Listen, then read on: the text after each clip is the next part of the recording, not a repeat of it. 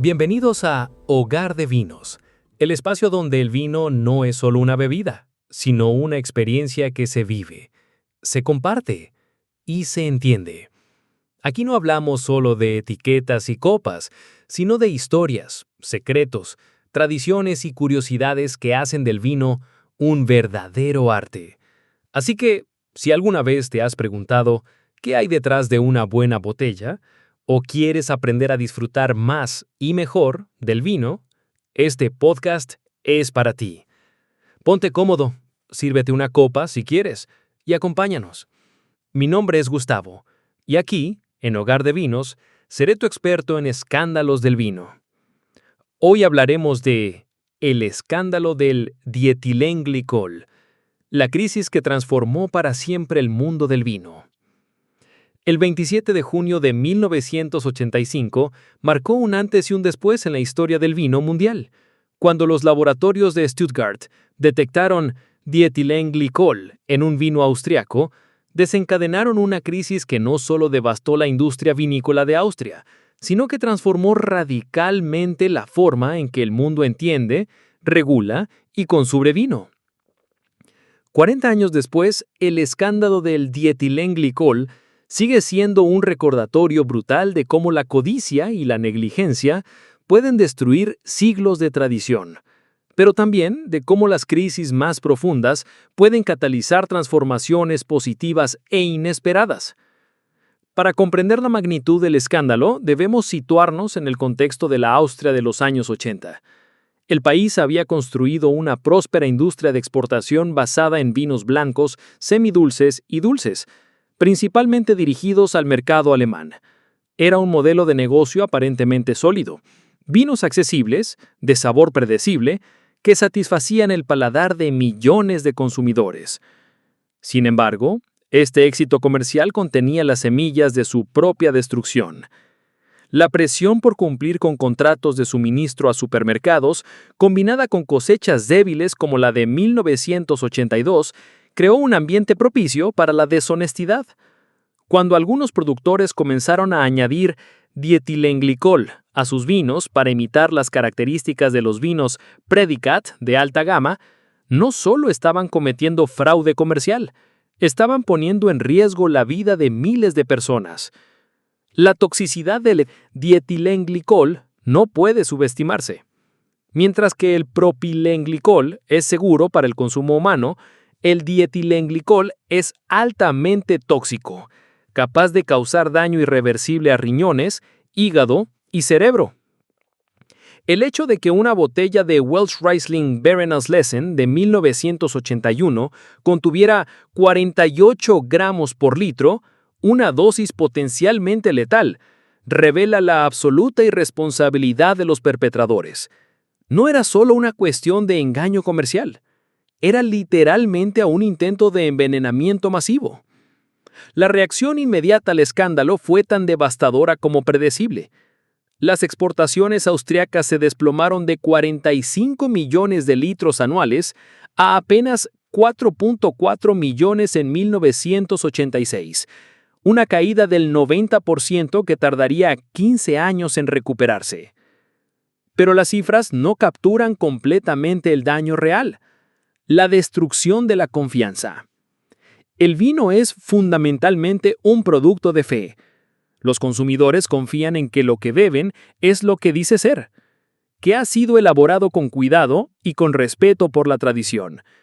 Cuando esa confianza se rompe, las consecuencias van más allá de las pérdidas económicas inmediatas. El escándalo del dietilenglicol no solo afectó a los productores fraudulentos, arrastró consigo a cientos de bodegueros honestos, familias que habían dedicado generaciones a perfeccionar su arte. La respuesta de mercados como Japón, que impuso prohibiciones totales, o la retirada masiva de vinos austriacos de las estanterías internacionales, demostró que en la era de la comunicación global, una crisis de confianza puede propagarse con la velocidad de un virus. La industria austriaca aprendió, de la manera más dolorosa posible, que la reputación es el activo más valioso y frágil de cualquier sector. Pero sería ingenuo pensar que el escándalo austriaco fue un evento aislado.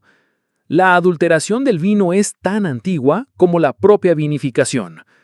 Desde la Roma antigua, donde la Lex Aquiliana ya penalizaba a quienes adulteraban el vino, hasta casos recientes como los de Rudy Kurniawan o Hardy Rodenstock, el fraude ha sido una constante sombra en la industria. Lo que hace particularmente perturbador el caso austriaco es que combinó escala industrial con toxicidad. Los fraudes históricos, aunque éticamente reprobables, rara vez ponían en riesgo directo la vida de los consumidores. El dietilenglicol cruzó esa línea roja de manera inequívoca. Esta perspectiva histórica nos obliga a reflexionar sobre la naturaleza misma de la autenticidad en el vino. Durante siglos, prácticas como el refuerzo de vinos de Burdeos o Borgoña con tintos más robustos del sur de Francia eran no solo aceptadas, sino consideradas necesarias. Cuando estas prácticas terminaron en los años 80, algunos consumidores se sorprendieron por la ligereza de los vinos auténticos. Entonces, ¿dónde trazamos la línea entre la mejora legítima y el fraude? Quizás lo más fascinante del caso austriaco es cómo una crisis tan devastadora se convirtió en catalizador de una transformación profunda. Confrontada con el colapso total de su reputación, la industria austriaca no tuvo más opción que reinventarse completamente. El abandono del modelo de vinos dulces de bajo costo en favor de blancos secos de alta calidad, particularmente el Gruner Veltliner, no solo fue un cambio comercial, fue una revolución filosófica. De competir en precio a competir en calidad, de producción masiva a producción artesanal, de opacidad a transparencia. La creación del Austrian Wine Marketing Board en 1986 simbolizó ese nuevo enfoque. No se trataba solo de promocionar vinos, sino de garantizar y comunicar su calidad. El mensaje era claro: nunca más permitiremos que esto suceda. Y los resultados hablaron por sí solos. Hoy los vinos austriacos son reconocidos mundialmente por su calidad excepcional. El Gruner Veltliner se ha convertido en una variedad de culto internacional, y Austria es considerada uno de los productores más innovadores y respetados del mundo. La crisis que debió haber destruido la industria, paradójicamente la elevó a nuevas alturas. El escándalo del dietilenglicol también aceleró la armonización regulatoria internacional. La Unión Europea, reconociendo que los problemas de calidad en un país podían afectar a toda la región, implementó marcos legales mucho más estrictos. Los reglamentos sobre denominaciones de origen protegidas, DOP, e indicaciones geográficas protegidas, IGP, que conocemos hoy, son en parte una respuesta directa a esta crisis. Pero esta evolución regulatoria también plantea preguntas importantes. ¿Hasta qué punto la estandarización europea ha homogeneizado los vinos?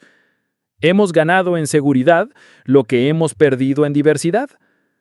El hecho de que el escándalo haya permeado la cultura popular, desde referencias en Los Simpsons hasta documentales y libros especializados, habla de su impacto duradero en la conciencia colectiva. Porque el vino no es solo una bebida, es cultura, es tradición, es identidad. Y cuando se traiciona esa confianza, las cicatrices permanecen en la memoria cultural. 40 años después, el escándalo del dietilenglicol sigue siendo relevante.